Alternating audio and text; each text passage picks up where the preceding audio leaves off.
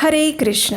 परम भगवान श्री कृष्ण सबको आकर्षित करने वाले हैं, लेकिन उनको आकर्षित क्या करता है? तो जब उनके भक्तों का गुणगान गाया जाए, जब कोई भी भक्त शुद्ध भाव से, पूर्ण समर्पण से उनकी शरणागति को स्वीकार करता है, तो भगवान श्री कृष्ण अत्यंत प्रसन्न होते हैं। और ये मार्गशीर्ष मास ऐसा ही एक पवित्र अवसर है जिसमें हम परम भगवान श्री कृष्ण की अधिक से अधिक प्रेममयी सेवा कर सकते हैं, उन्हें प्रसन्न कर सकते हैं। और ये कार्य हम उनके पवित्र हरे कृष्ण महामंत्र का अधिक से अधिक जप करके, उनकी दिव्य कथाओं का श्रवण करके और उनके द्वारा बताए गए दिशा निर्देशों यानी कि भगवत गीता और श्रीमद् भागवतम का पाठ करके भी कर सकते हैं। तो इसी मार्गशीर्ष मास के उपलक्ष्य में इस समय हम श्रवण कर रहे हैं भगवान श्री कृष्ण की सुंदर दिव्य लीलाओं का। भगवान की ये लीलाएं अमृत के समान है, जो इस विषैले भौतिक संसार में से मनुष्य का उद्धार करती है। हमारी इसी कथा श्रृंखला की पिछली कड़ी में हमने सुना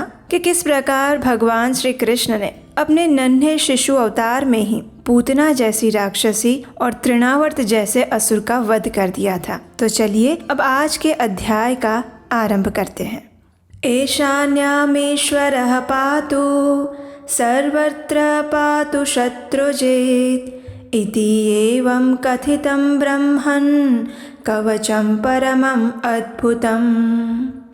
ऋषि नारायण ने कहा, हे महामुने, अब आप मुझसे भगवान श्री कृष्ण का कुछ और विशेष महात्म्य सुनिए, जो विघ्न विनाशक, पापों को दूर करने वाला और महान पुण्य प्रदान करने वाला है। ये उस दिन की बात है जब यशोदा मैया सोने के सिंहासन पर बैठी हुई थी। उन्होंने अपने पुत्र श्री कृष्ण को गोद में लिया हुआ था और उसे स्तनपान करवा रही थी। और उसी समय एक श्रेष्ठ ब्राह्मण अपने शिष्य समूह से घिरे हुए वहां आ पहुँचे। वे ब्रह्म तेज से अत्यंत प्रकाशित हो रहे थे। वे शुद्ध स्फटिक की माला पर भगवान के नाम का जप कर रहे थे। उन्होंने दंड और छत्र धारण किए थे और श्वेत वस्त्र पहने थे।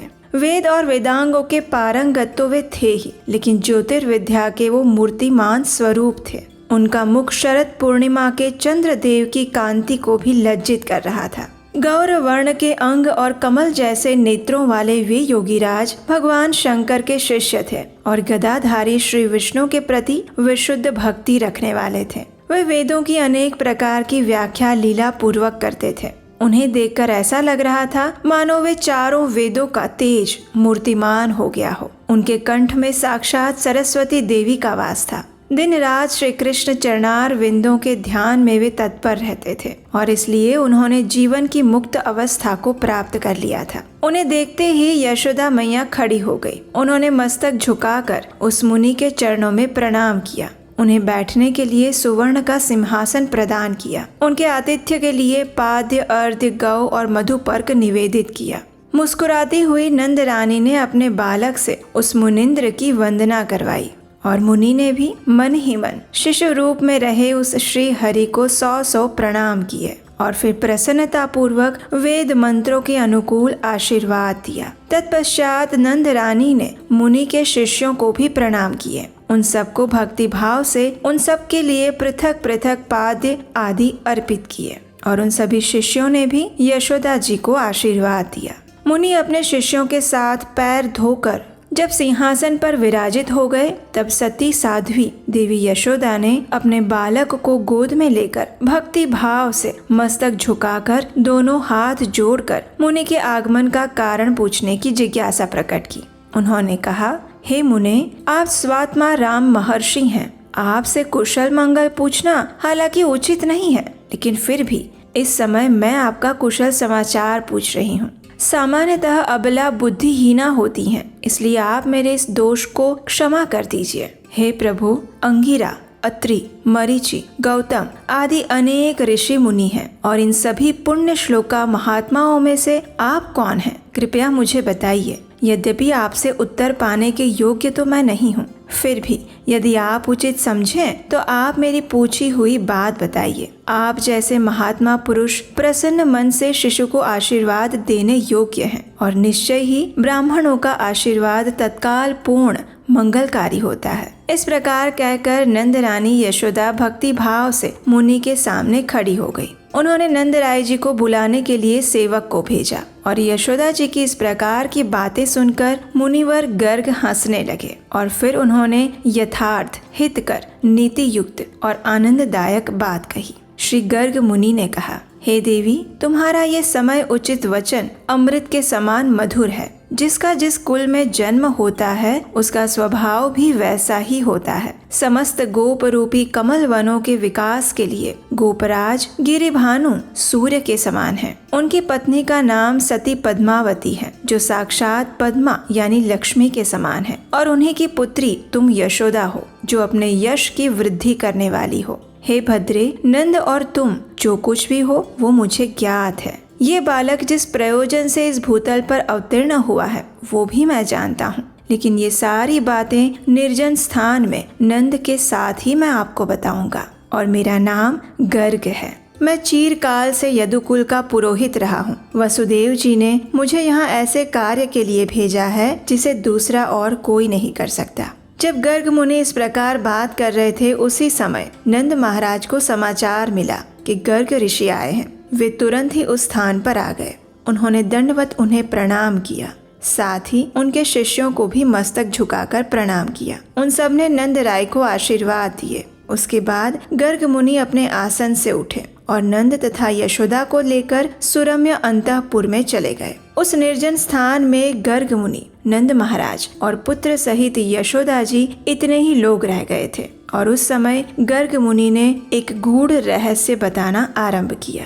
श्री गर्ग जी ने कहा, हे नंद, मैं आपके मंगलकारी वचन सुनाता हूँ। वसुदेव जी ने जिस प्रयोजन से मुझे यहाँ भेजा है, अब आप उसे सुनिए। वसुदेव ने सूतिकागार में आकर अपना पुत्र आपके यहाँ रख दिया है और आपकी कन्या वे मथुरा ले गए हैं। ऐसा उन्होंने कंस के भय से किया है। ये पुत्र वसुदेव का है और जो इससे ज्येष्ठ है वो भी उन्हीं का है। ये बात निश्चित है। इस बालक का अन्नप्राशन और नामकरण संस्कार करने के लिए वसुदेव ने गुप्त रूप से मुझे यहाँ भेजा है। इसलिए आप व्रज में इन बालकों के संस्कार की तैयारी करवाइए। आपका ये शिशु पूर्ण ब्रह्म स्वरूप है और पृथ्वी का भार उतारने के लिए यहाँ अवतरित हुआ है। ब्रह्मा जी ने इसकी आराधना की थी और उन्हीं की प्रार्थना से वह भूतल का भार हरण करेगा। इस शिशु के रूप में साक्षात राधिका वल्लभ गोलोकनाथ भगवान श्री कृष्ण आपके घर पधारे हैं। वास्तव में भगवान श्री कृष्ण वसुदेव को अपना स्वरूप दिखाकर शिशु रूप में आ गए थे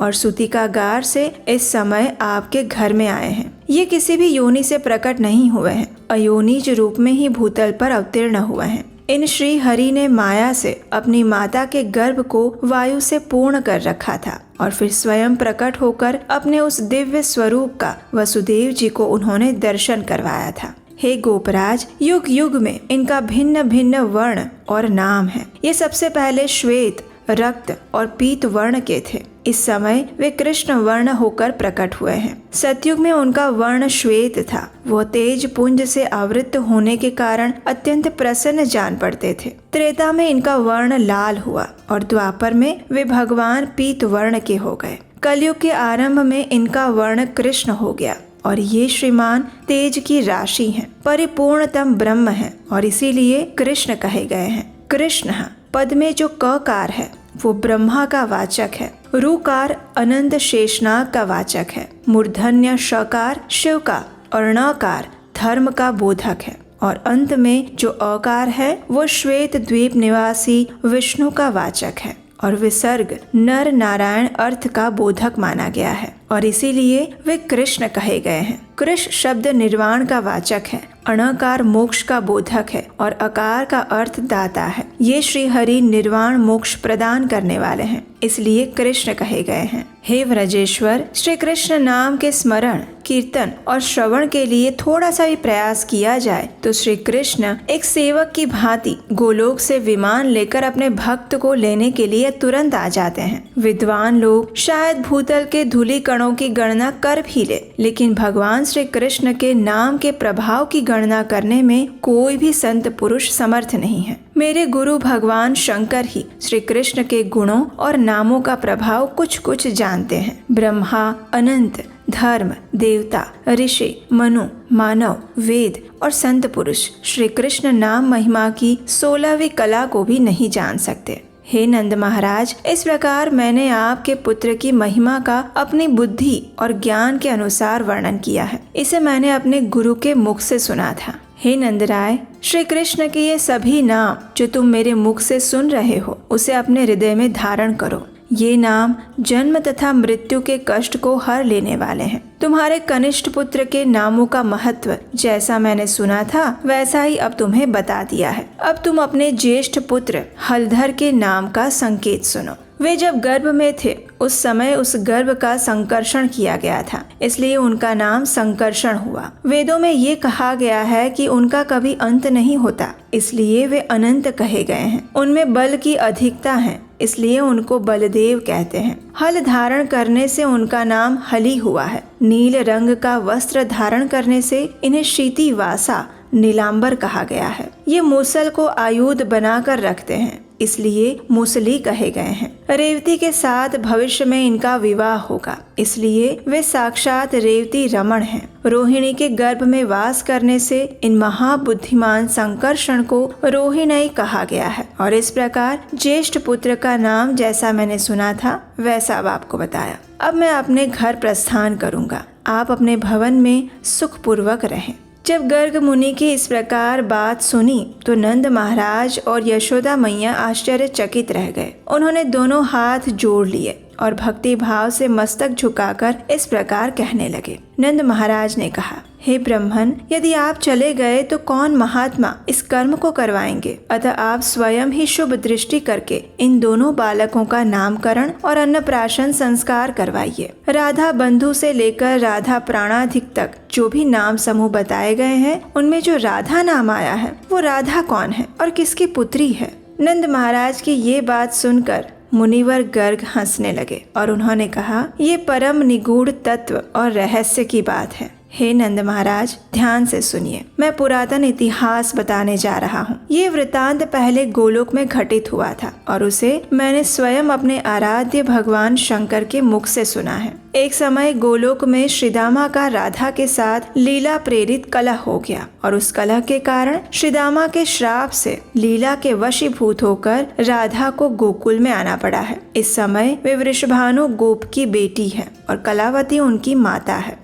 राधा श्री कृष्ण के अर्ध अंग से प्रकट हुई है और वे अपने स्वामी के अनुरूप ही परम सुंदरी सती हैं। ये राधा गोलोक वासिनी है, लेकिन इस समय श्री कृष्ण की आज्ञा से यहाँ पर अयोनि संभवा होकर प्रकट हुई हैं। यही देवी मूल प्रकृति ईश्वरी है। इन सती साध्वी राधा ने माया द्वारा माता के गर्भ को वायु पूर्ण करके वायु के निकलने के समय स्वयं शिशु विग्रह धारण कर लिया था। ये साक्षात कृष्ण माया है और श्री कृष्ण के आदेश से ही पृथ्वी पर प्रकट हुई हैं। जिस प्रकार शुक्ल पक्ष में चंद्रमा की कला बढ़ती है, उसी प्रकार व्रज में राधिका बढ़ रही है। श्री कृष्ण के तेज के आधे भाग से वे मूर्तिमती हुई है। एक ही मूर्ति दो रूपों में विभक्त हुई है। इसका स्पष्टीकरण नहीं हो सकता। दो रूप हैं और दोनों ही स्वरूप, गुण और तेज की दृष्टि से समान है। श्री कृष्ण सदैव राधा का ध्यान करते हैं और राधा भी अपने प्रियतम का निरंतर स्मरण करती हैं। राधा श्री कृष्ण के प्राणों से निर्मित हुई है। सामवेद में राधा शब्द की व्युत्पत्ति बताई गई है। पहले नारायण देव ने अपने नाभि कमल पर बैठे हुए ब्रह्मा जी को ये व्युत्पत्ति बताई थी और फिर ब्रह्मा जी ने ब्रह्मलोक में भगवान शंकर को उसका उपदेश दिया था। तत्पश्चात पूर्व काल में कैलाश शिखर पर विराजमान होकर महेश्वर ने मुझे ये व्युत्पत्ति बताई थी, जो देवताओं के लिए भी दुर्लभ है। राधा शब्द की व्युत्पत्ति देवताओं, असुरों और मुनिंद्रों को भी अभीष्ट है। श्री राधा माधव के नाम की थोड़ी सी भी व्याख्या जो गुरु के मुख से सुनी थी, वही मैंने अब आपको बता दी है। इन नामों की संपूर्ण व्याख्या करने में मैं स्वयं असमर्थ हूँ। यहाँ पास ही वृंदावन में श्री राधा और माधव का विवाह होगा। साक्षात जगत के सृष्टा ब्रह्मा जी पुरोहित बनेंगे। अग्निदेव को साक्षी बनाकर प्रसन्नता पूर्वक ये वैवाहिक कार्य संपन्न करेंगे। आपके पुत्र द्वारा जो मुख्यतः बाल लीलाएं होने वाली हैं, वो इस प्रकार हैं। कुबेर पुत्र का उद्धार, गोपियों के घरों से माखन चुराकर उसका भक्षण, ताल वन में ताल फल का भोजन और धेनुकासुर का वध, बकासुर, केशी और प्रलंबासुर का खेल खेल में ही विनाश, द्विज पत्नियों का उद्धार, उनके दिए हुए मिष्ठान और पान का भोजन, इंद्र याग की परंपरा का भंजन, इंद्र के कोप से गोकुल की रक्षा, गोपियों के वस्त्रों का अपहरण, उनके व्रत का संपादन, पुनः उन्हें वस्त्र अर्पण तथा मनोवांछित वरदान देने का कार्य करके श्याम सुंदर अपनी लीलाओं से उनके चित्त को चुरा लेंगे। तदअनंतर इनके द्वारा अत्यंत रमणीय रासोत्सव का आयोजन होगा। तत्पश्चात श्री दामा के श्राप के कारण इनका गोप गोपियों तथा श्री राधिका के साथ 100 वर्षों के लिए वियोग हो जाएगा और उस समय वे मथुरा चले जाएंगे। वहाँ उनका जाना गोपियों के लिए एक शोकवर्धक होगा और उस समय पुनः ये उनके पास आकर उन्हें समझा बुझाकर धैर्य प्रदान करेंगे, आध्यात्मिक ज्ञान देंगे। सायंकाल मथुरा में पहुंचकर कौतूहलवश वे नगर में घूमकर सबको दर्शन देंगे। भगवान शिव के धनुष को तोड़कर यज्ञ भूमि का दर्शन करेंगे। कुवलयापीड़ हाथी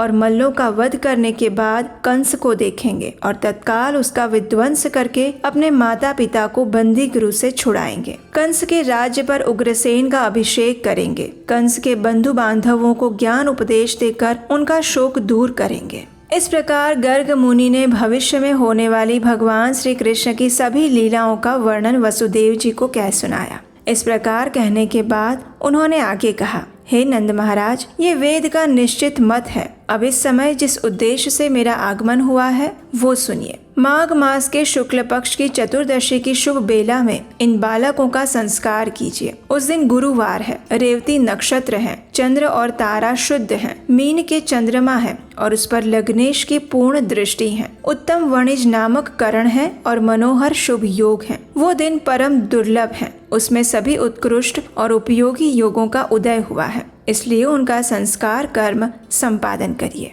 इस प्रकार कहकर मुनीश्वर गर्ग उस स्थान से बाहर आकर बैठ गए और नंद महाराज तथा यशोदा रानी अत्यंत प्रसन्न हुए और बालकों के संस्कार की तैयारी में जुट गए। और इस संस्कार में क्या क्या हुआ, इस विषय की कथा हम जानेंगे हमारे इसी मार्गशीर्ष मास कथा श्रृंखला की अगली कड़ी में। उसे सुनने के लिए अगर अभी तक आपने चैनल को सब्सक्राइब नहीं किया है तो याद से कर लीजिए। अगर ये वीडियो अच्छा लगा है तो उसे लाइक कीजिए और अपने मित्रों को भी शेयर कर दीजिए। और हम आपसे मिलेंगे इसी कथा श्रृंखला की अगली कड़ी के साथ। हरे कृष्णा।